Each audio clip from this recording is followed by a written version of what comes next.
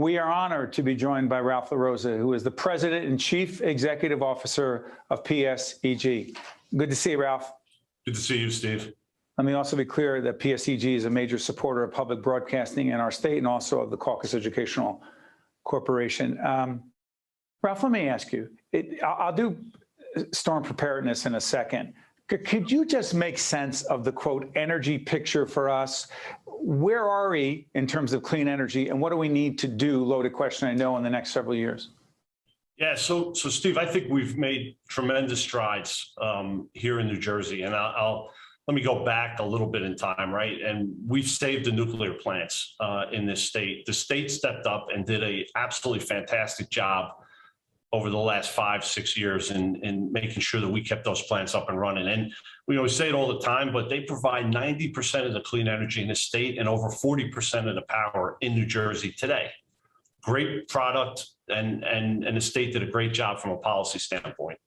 Recently, with the work that was done at the federal level in the Inflation Reduction Act, they now, at the federal level, have picked up that mantra and are now actually giving us production tax credits, which will now take that burden from New Jersey ratepayers and spread it out over the entire country in a way that we're going to save those plants for at least the next 8 years. So that was step one. Fantastic work that was done.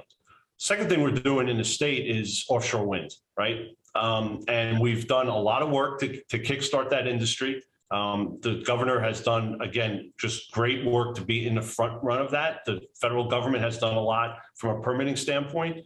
And so we're going to utilize those resources that we have off the coast to generate power now, where we used to be taking power from the west, the coal plants in Pennsylvania, the gas plants in Pennsylvania. Now we're going to be taking some of that clean energy from the east and bringing it onshore. So that's another big step. We'll also help close that gap and make even more clean energy than the 40 to 50% we're producing from the nuclear plants. Last step that we've been talking about, and my predecessor, Ralph Izzo's did a tremendous job of really focusing us as a state on this policy, is energy efficiency. Just do what we can to use less electricity. Might sound crazy coming from the electric and gas provider in the state of New Jersey, but it's absolutely the right thing to do. And again, is not only saves folks money, but helps keep the environment clean. And P.S., go on our website. You'll see steveadubato.org to look at a previous interview we did with Ralph Izzo, who is Ralph LaRossa's predecessor. You know, you were with us many times during Hurricane Sandy. We talked about storm preparedness. Then you have Ida. These storms are happening more and more. Talk to us about storm preparedness, please, Ralph. Yeah, Steve. So I think, look, this company and again, the state has done a great job over the years in being prepared for emergencies. And you know, I go back, not to date myself too much, but to 2003 when the lights went out in the Northeast because a tree fell in Ohio. That's right. And we had a major blackout. And at that point, this company and the state and the federal government came together and started to invest in transmission. And as a result of that transmission investment, we really hardened and made the transmission system, the big wires you see on the New Jersey Turnpike, much stronger and much more effective than they ever were in the past. Sandy rolls through 10 years ago. And when Sandy came in, we actually started to raise our substations and our switching stations, right? Bringing that resiliency and redundancy into the system. Excuse me, redundancy or backups, right, Ralph? Well, no, you know, Steve, some of it's actually redundancy. Some are backups where we actually bring power on, where there might not be. So I would call some of that like the generators at your home and the backup generators we have. But here in the city of Newark, we used to have 2 feeds into the city of Newark. One that came from the south, one that was from the east. Well, now we've added one from the northwest. And it's actually at a much higher elevation. So we can hold up the entire city of Newark now if we have those same types of floods that we had during Sandy, where in the past, the city of Newark was down.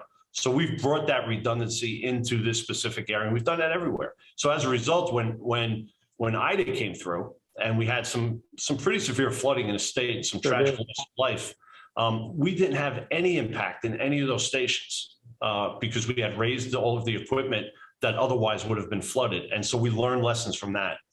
Now, fast forward to where we were this past year and Ian coming through the U.S., look at what Florida Power and Light did. They brought back a number of their customers pretty quickly because they did exactly what we've done here in New Jersey. Those transmission stations and switching stations Where we're all a little bit behind the 8 ball and where we've got to really focus now is on that last mile, that mile into your house. So the wire that's going into your home, Steve, we don't wait for it to fall down. We make that a much more resilient and in some cases bring redundancy, other ways that we can bring that power to your home, loop the system back in so you have multiple sources of power coming into your neighborhood.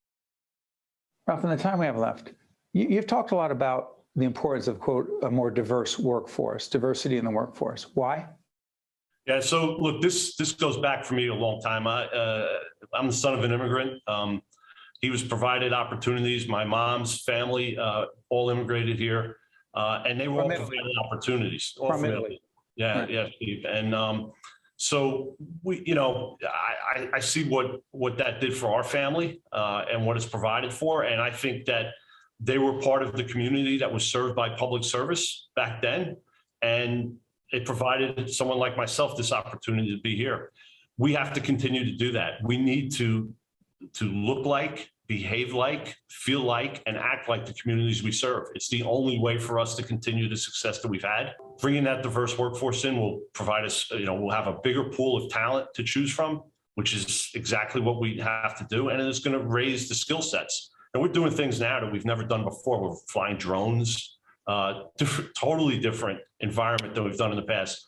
Don't get me wrong. We still need people with jackhammers. We still need people to go up and down with utility poles, but things are changing and we need to change with it. Ralph, let me just say this to you. We've interviewed you many, many times over the years in different roles that you've had at PSEG. First of all, congratulations on the position. Thanks. And the responsibility that you and your team have to make sure that all of us, again, the PSEG has a very large section of the state. They are by far the largest in energy providers in what they do. We wish you all the best because it matters to all of us as well. And thank you for, and I need to just say this, for being significant supporters of public media in this state and region. Thank you, Ralph. Thank you, Steve. We appreciate everything you do. You got it. I'm Steve Adubato. That is Ralph LaRossa. We'll be right back. One-on-One with Steve Adubato has been a production of the Caucus Educational Corporation. Funding has been provided by Robert Wood Johnson Foundation, Johnson & Johnson, New Jersey's Clean Energy Program, the Russell Berry Foundation, PNC, Grow Up Great, NJ Best, New Jersey's 529 College Savings Plan, Englewood Health, Eastern Atlantic States Regional Council of Carpenters, and by the Adler Aphasia Center.